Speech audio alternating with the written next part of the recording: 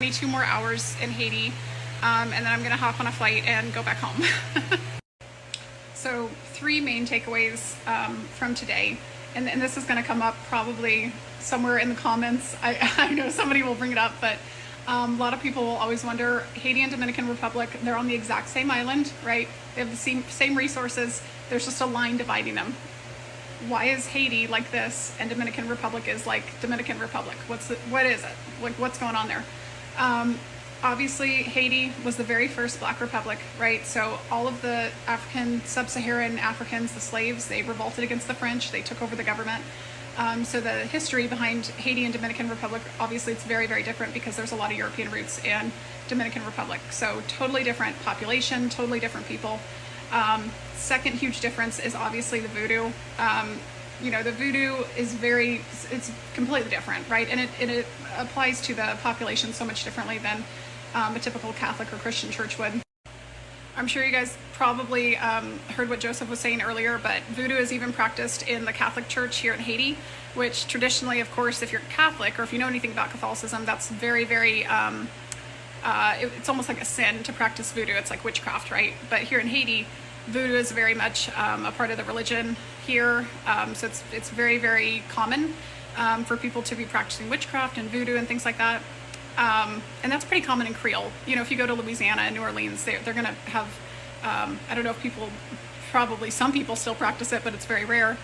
And then third biggest takeaway is really just the farming here, right? Because there's a lack of food and resources here for all the Haitians. There's 12 million Haitians living on the island, just on their side too, just on that side of their island. So it's very, very crammed, tight pack. If you go to Port-au-Prince, the capital, it's going to be very, very overpopulated, very crammed. But to make a society function, you have to have an independent source of food, right? You have to produce your own food. That's kind of like the basis of a good society or a running economy, is you have to be able to produce your own food. You have to be self-sufficient. Haiti is not self-sufficient in that way. There's all kinds of theories for this. There's been missionaries and there's been volunteers that have tried to come over to Haiti for years and years and years, and they've taught the people how to farm, but they've kind of given up because basically they'll come back year after year after year and there hasn't been any progress with the farms. So it leaves them with an insufficient source of food for themselves because they just don't have the farms that they need. They grow sugar and they grow bananas, but just like you heard him say, a lot of the sugar is actually exported. So it's not going back to the people of Haiti. They're not farming in a typical manner where they can grow their own food. When the missionaries and the volunteers would come back to Haiti later, they would ask, hey, why did you not make progress with the farm? Or, what was stopping you from making progress? And basically the answers that they would receive is that the men and the women working on the farms, they would say, well, if I put all of my time into the farming, it'll take me 6 months to, basically to farm. But if I go out and hunt, or if I can, go do something rapidly, if I can make fast cash, basically, then I'll have money. And a lot of it, especially in African countries, with the same sub-Saharan populations, a lot of the missionaries, when they would go over to sub-Saharan Africa, they ask the locals there, hey, why did you stop farming? And they would say, well, I thought if I put all of my time into trying to catch a bird and the bird had a diamond in its stomach, then I could use that money to retire. So on very, very rare occasions, basically they would find, sometimes, like very rare occasions, maybe 1 in 100,000 or some rare number, almost like winning the lottery kind of, sometimes they would find a diamond where a bird would have swallowed a diamond, and they kill the bird and then they have money from the diamond.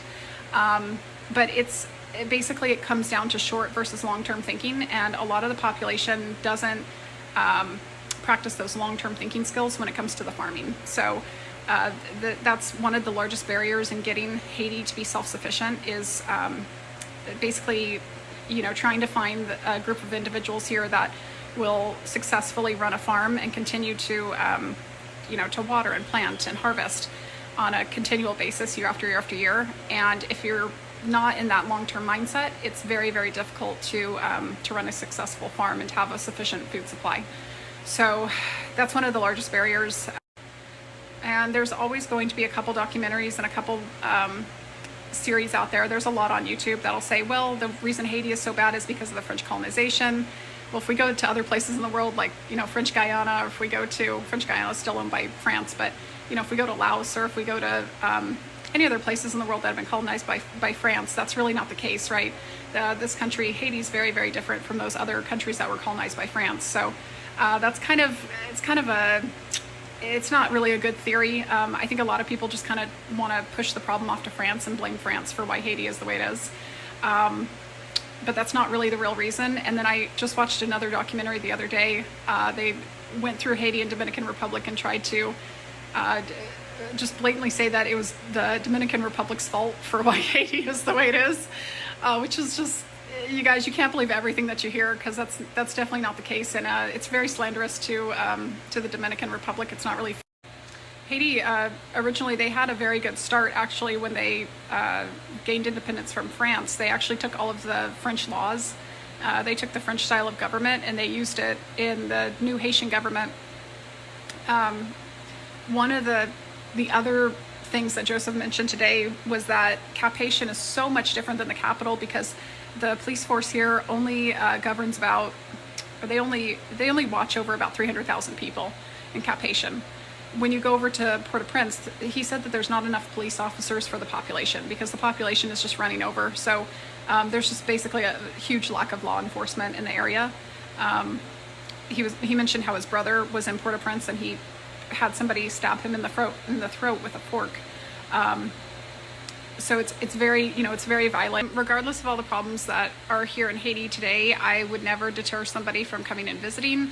I think Cap Haitian is completely safe if you want to come visit.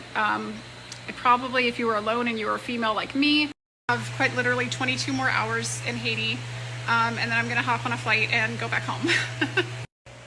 So 3 main takeaways from today. And this is going to come up probably somewhere in the comments. I know somebody will bring it up, but a lot of people will always wonder, Haiti and Dominican Republic, they're on the exact same island, right? They have the same resources. There's just a line dividing them. Why is Haiti like this and Dominican Republic is like Dominican Republic? What is it? Like, what's going on there? Obviously, Haiti was the very first Black republic, right? So all of the